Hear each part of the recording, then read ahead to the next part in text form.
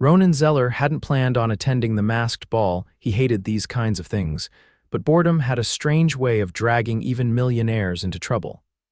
He stood at the top of the marble staircase inside the Vanley estate, adjusting the black half-mask over his face. The place was packed, glittering with chandeliers and dripping in old money. The orchestra played something dramatic as couples in ornate costumes twirled beneath the golden dome above. It was ridiculous, and yet here he was. "Try not to look like you're calculating stock prices in your head," his cousin Trevor said, handing him a glass of champagne. "I'm not," Ronan muttered, taking a sip. "I just don't get the point of pretending to be someone else for a night." "Maybe the point isn't pretending," Trevor said.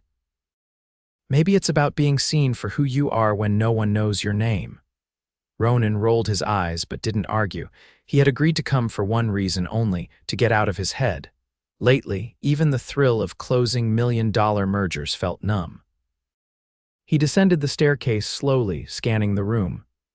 Everyone looked the same: expensive gowns, polished tuxedos, masks hiding empty smiles, and then he saw her.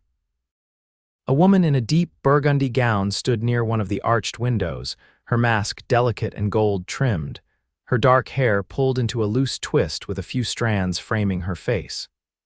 She wasn't sipping champagne or pretending to be interested in the men circling her like bees to honey. Instead, she was staring out at the night like she was somewhere else entirely. He didn't even realize he was moving toward her until he was standing right beside her. "You look like you're about to make a run for it," he said lightly. She turned to him, startled. Her eyes were a soft hazel that seemed to catch the glow from the chandelier. "And you look like you don't belong here," she replied. That made him laugh. "You're not wrong." "Is that your line?" "Find the girl who looks like she's trying to escape and hope she's bored enough to talk to you?" "No," Ronan said, tilting his head. "But if it works, I won't complain." She smiled, and it wasn't the polite, kind people gave at these things. It was real. Something about it knocked the air right out of his lungs. "I'm Elise Garner," she said, "or at least that's who I am tonight." "Elise," he repeated. "I'm Ron." "Ron," she raised a brow. "That's the best you could come up with." He laughed again, then shrugged. I panicked. They stood by the window for a while, talking about everything and nothing: books, travel, the absurdity of the ball. She didn't ask what he did, and he didn't ask her either. It felt good, like they were both floating in some parallel world where none of the usual rules applied. He found himself watching her more than he should have: how she tucked her hair behind her ear when she laughed, how her voice got softer when she talked about her dream of opening a bookstore café one day. "You don't belong here either," he said suddenly. Elise looked at him. "No, I don't. I got invited because my friend works for the catering company and managed to get me in." Ronan blinked. "Wait, you're not even supposed to be here," she grinned. "Nope, I borrowed this dress from the costume closet of a community theater." He stared at her for a second, then burst out laughing. "Why are you laughing?" "Because I've never met anyone like you." "Is that a good thing or a bad thing?" "It's definitely a good thing." They danced. Not the kind of stiff, formal dancing everyone else was doing, but something slower, quieter, just the two of them in a corner of the ballroom. He didn't even notice the music ending. He just knew that he didn't want to let her go. "I should probably disappear before someone asks who I am and realizes I'm a fraud," she whispered. "Don't," he said, his voice low. "Stay, I can't." "Elise, wait." But she was already backing away into the crowd. One last look, one last smile, and she was gone. Ronan stood frozen in the middle of the ballroom, his heart pounding harder than it had in years. He didn't even know her last name. Trevor walked up beside him. "You look like someone just punched you in the gut." "I think I just met the girl I'm supposed to marry," Trevor snorted. "At a masked ball? I'm serious. Do you even know her name?" "Elise." Last name? Ronan didn't answer. He didn't know, but it didn't matter. Because he was going to find her, he didn't care if he had to buy every bookstore in New York or attend 100 more ridiculous parties. Elise hadn't just left with his attention, she'd walked off with something much bigger, his heart, and he wasn't about to let her vanish like some fairy tale. Not when he finally felt alive again. Ronan Zeller had never scoured a catering company's employee list before, but then again, He'd never been haunted by the curve of a smile and the sound of a voice that shouldn't still echo in his head. 3 days. 3 days since the masked ball, and he hadn't stopped thinking about her. Elise, no last name, no number, no way of finding her, and yet she was everywhere, in the pauses between boardroom meetings, in the silence before sleep. In the ache behind his ribs he hadn't realized he was capable of feeling. He stood in front of the window in his penthouse overlooking Manhattan's skyline, phone pressed to his ear. "I don't care if it takes a full background check," he said. "I need a list of everyone who worked the Vanley Estate event last weekend. Staff, plus any guests not formally on the invite list." There was a pause on the other end of the line. Then his assistant's voice replied, "Understood." He hung up and turned toward the espresso machine. He'd forgotten how bitter coffee tasted when it went cold. He didn't bother drinking it. Just as he was about to sit, his phone buzzed again. "Sir," his assistant said, "I've found something." And Elise Garner was added to the catering company's guest access file hours before the event. "She's not an employee. It looks like she was vouched for by a woman named Natalie Chen." "Natalie Chen," Ronan repeated. "She's on the payroll as a pastry assistant." He grabbed his jacket without hesitation. "Find her. Offer her double her hourly rate for a 5-minute conversation. Should I call ahead?" "No." The bakery was tucked between a laundromat and a stationery store in the East Village. Ronan adjusted the collar of his coat as he stepped inside. The air was thick with sugar and cinnamon. A bell chimed above the door. Natalie was behind the counter, piping icing onto a tray of cupcakes. Her eyes widened when she saw him. She started. "Ronan Zeller," he said quickly, lowering his voice. "I'm looking for Elise." Natalie stiffened. "Why? I met her at the Vanley estate." "She left before I got her full name. I just need to talk to her." "She didn't steal anything, if that's what you're wondering." "I never said she did." "Then why are you here in person? You could have sent someone." "Because I don't want a name on a spreadsheet." "I want her." Natalie studied him for a long moment, then wiped her hands on her apron. "She's not easy to find," she said. "She doesn't go online much. Doesn't like being tracked." "I don't want to track her, I just want one conversation." Natalie hesitated, then pulled a crumpled receipt from her pocket and scribbled an address on the back. "She volunteers at a reading center on Tuesdays." "Don't do anything creepy or I'll tell her you're a stalker." "Fair enough." The reading center was housed in a converted church, with stained glass windows and hand-painted signs taped to the walls. Ronan stepped inside, the sound of children's laughter echoing from somewhere down the hall. He found her alone in a small room stacked with shelves of worn paperbacks. She was sitting cross-legged on the floor, reading aloud to a little boy who was hanging on every word. Her voice was soft, animated, pulling the story to life. He waited until the boy was called away by a teacher, then stepped forward. "Elise," she turned, startled. Her eyes locked onto his and she froze. "What are you doing here?" she said quietly. "I tracked down your friend. I needed to see you again." "That's not how this was supposed to go." "I know, but I couldn't stop thinking about you." She looked away, brushing her hand over the spine of a book beside her. "You don't even know me. I know you snuck into a party you didn't belong at just to feel something different for a night. I know you talked about books like they were holy. I know you made me laugh when I haven't in months. That was one night, exactly, and I'm still here." Elise stood slowly, dusting off the skirt of her sweater dress. "I don't live in your world, Ronan. I can't offer you private jets or gala dates or whatever it is you're used to. I didn't come here for that. I came here because when you left, it felt like something unfinished." She wrapped her arms around herself. "People like you don't chase after girls like me. You get distracted for a while. Then you move on.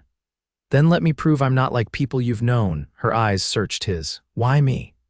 "Because you didn't care who I was that night. You didn't ask what I owned or how much I made. You just saw me." She exhaled, her voice barely above a whisper. "I don't know what this is." "It's dinner," he said, softening. "Just dinner, no masks, no lies." She hesitated. "Let me take you somewhere," he added. "Anywhere you want."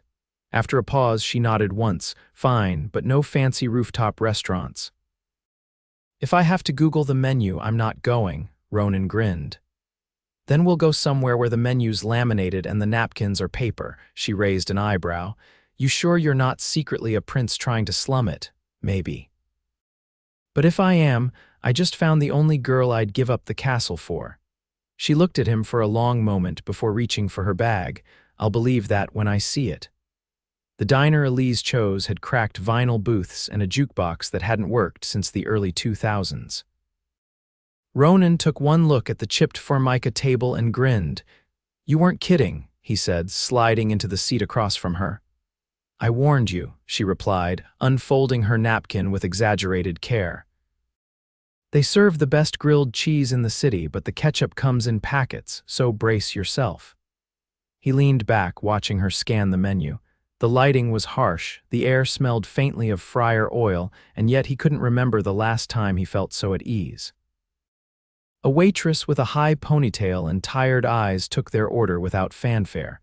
Elise went with the grilled cheese and fries. Ronan asked for the same just to see her reaction. You're not going to try and order steak tartare or something? She teased. I figured anything you like this much is worth trying. Her gaze flicked up from the table. You really don't do this kind of thing, do you? He shook his head. Not even a little. She didn't press, and he didn't offer details. It was enough to be here in this strange little pocket of her world.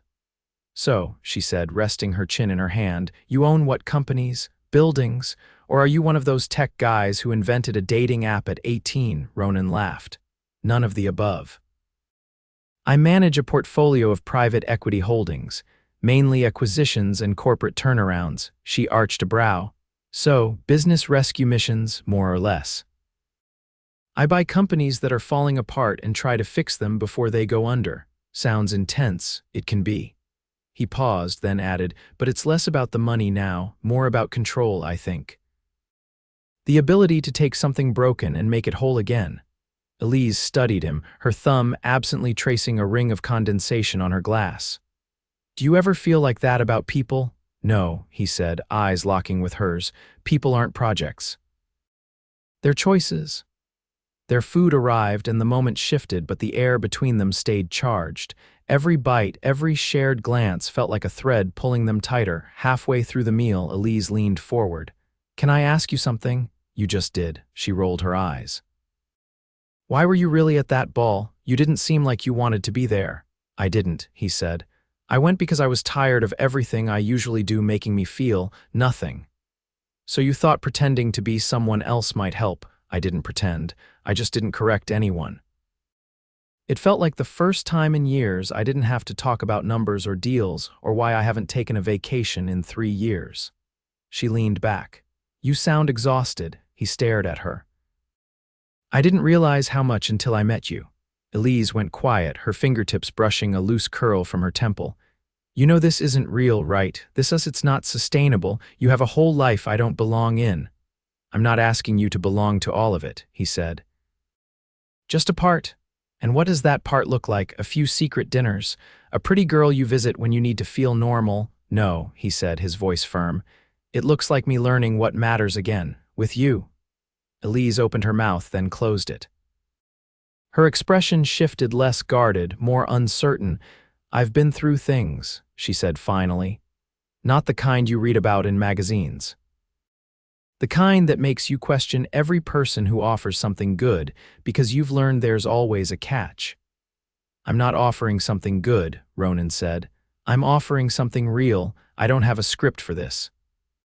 I just know I haven't stopped thinking about you since that night. She held his gaze for a long moment, then looked away. You're not what I expected. What did you expect? I don't know.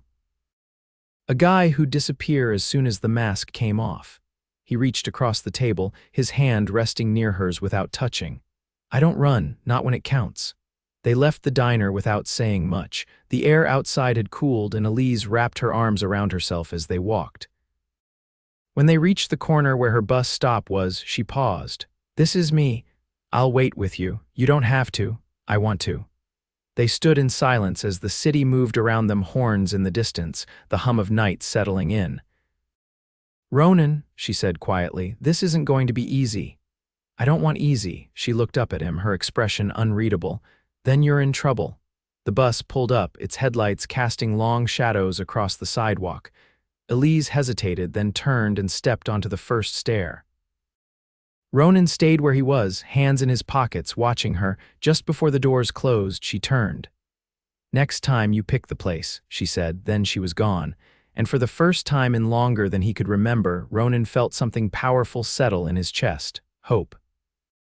Ronan stood in the middle of the art gallery, his hands shoved into the pockets of his navy peacoat, eyes fixed on the painting in front of him.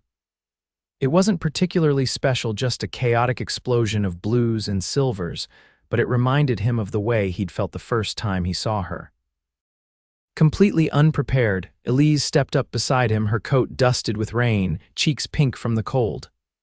"I almost didn't come," she said, brushing a damp curl off her forehead. "I'm glad you did," Ronan replied, turning to face her. "I wasn't sure you would. I wasn't either. But I figured if I said no again, you'd just show up at the library with a bouquet made of overdue notices."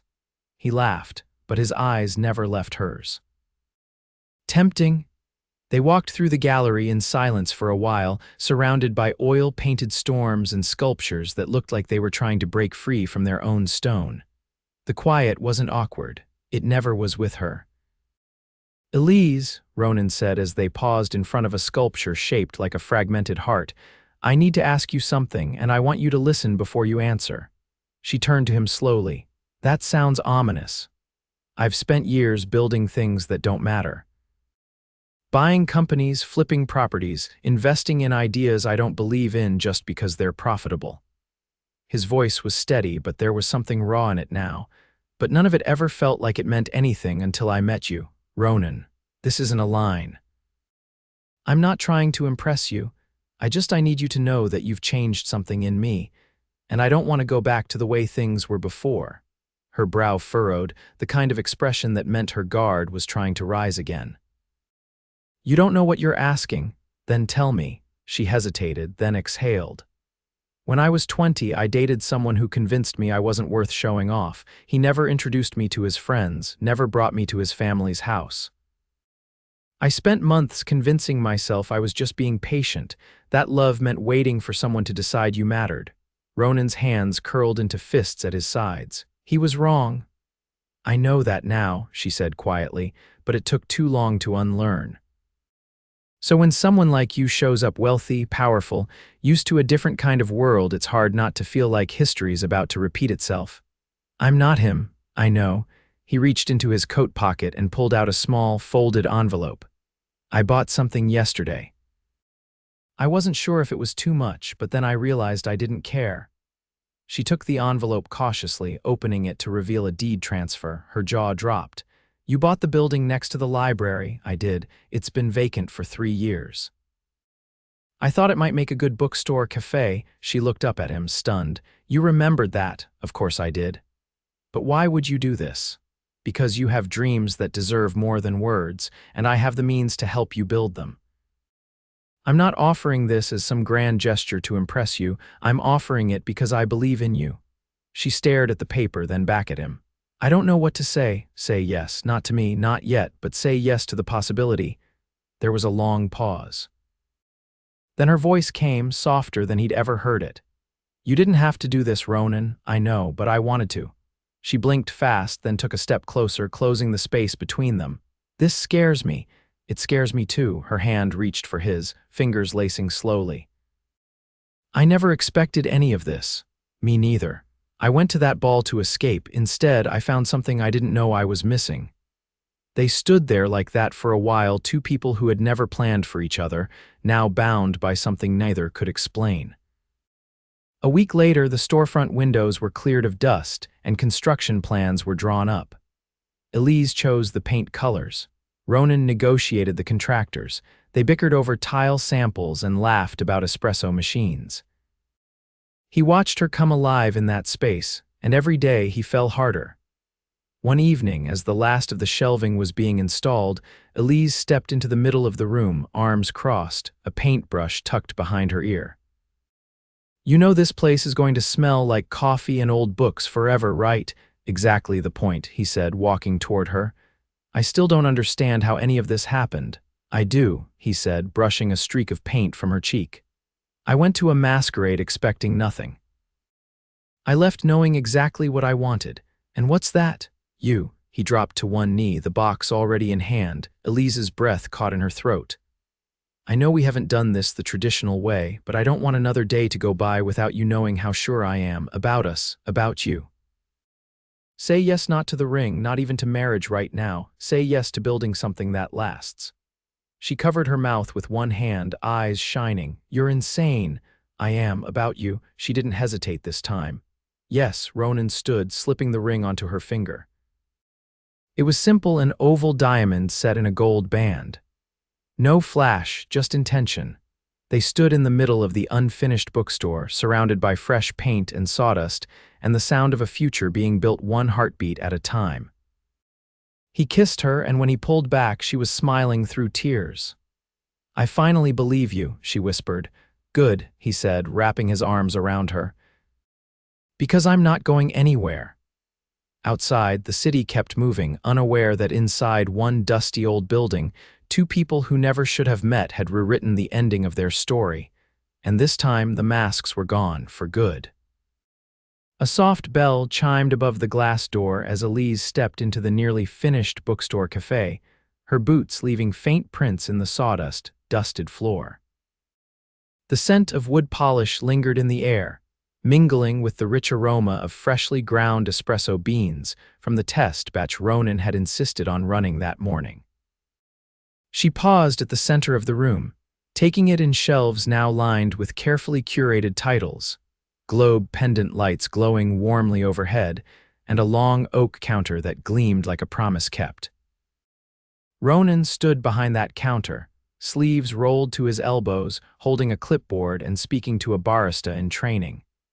He glanced up the moment he sensed her presence, his expression shifting as though the entire room had tilted in her direction. You're early, he said, setting the clipboard down. I couldn't wait, Elise replied, walking toward him. I had a dream last night that the espresso machine exploded and flooded the whole place with foam. That's why I hired someone to oversee installation. I don't think death by cappuccino is how I want to go. She leaned against the counter, eyes flicking to the corner where a plush reading nook had been set up. It's real now, isn't it? It's more than real. We're opening in 6 days. Elise let out a low breath. I'm terrified. Good, he said. That means it matters. They left the shop an hour later, walking around the corner to a quiet street lined with brownstones. Elise threaded her fingers through his as they walked, the late afternoon sun casting long shadows along the sidewalk. You haven't said anything about the interview, she said after a moment. I wanted to wait until we were alone, Ronan replied. They offered me the cover story. She stopped walking. You turned down Forbes. I turned down the photo shoot. Not the article? I don't understand. I gave them a different angle, he said. Not the usual rundown of my acquisitions or net worth. I talked about starting over, about choosing something that doesn't just add to your balance sheet, but to your life. Her eyes searched his. You talked about the shop. I talked about you. You didn't use my name, did you? No, just the story of a woman who reminded me what it means to build something that lasts. A passing breeze tossed her hair across her face, and she tucked it behind her ear, quieter now. I don't think I've ever meant this much to someone, she said. You've changed everything, Ronan replied. Even the way I breathe feels different. The following week brought chaos, soft opening preparations, menu finalizations, last-minute deliveries that arrived hours late.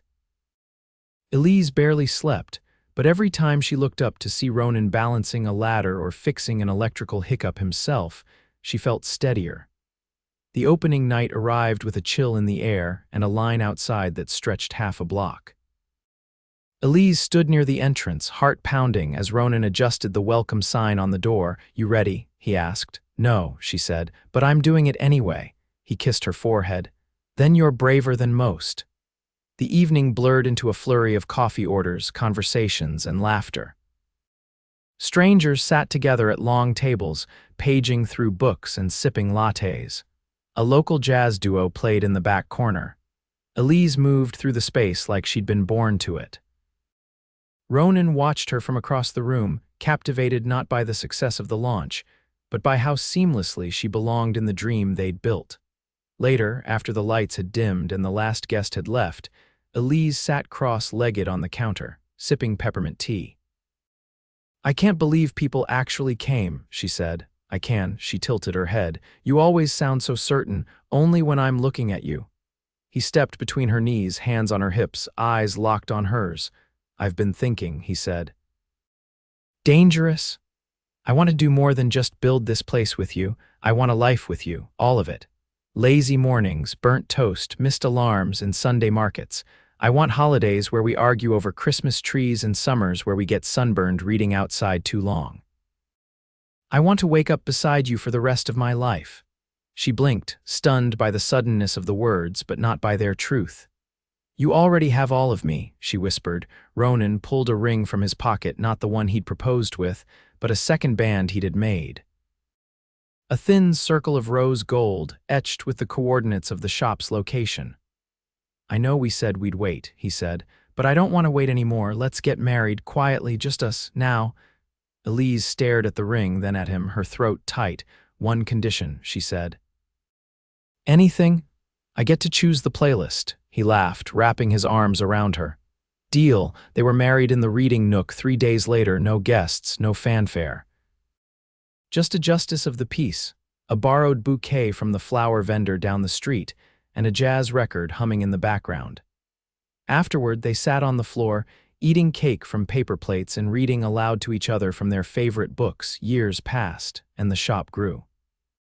It became a community anchor, a place of warmth and welcome. Children learned to read there. Couples fell in love in the glow of pendant lights. Elise taught weekend writing workshops, and Ronan ran a foundation from the second floor that helped fund literacy programs across the country. They built a life out of stories and second chances, laughter and late-night coffee. And every morning before the shop opened, Ronan kissed the woman who had changed everything and whispered, "Still the best decision I ever made." And it always was.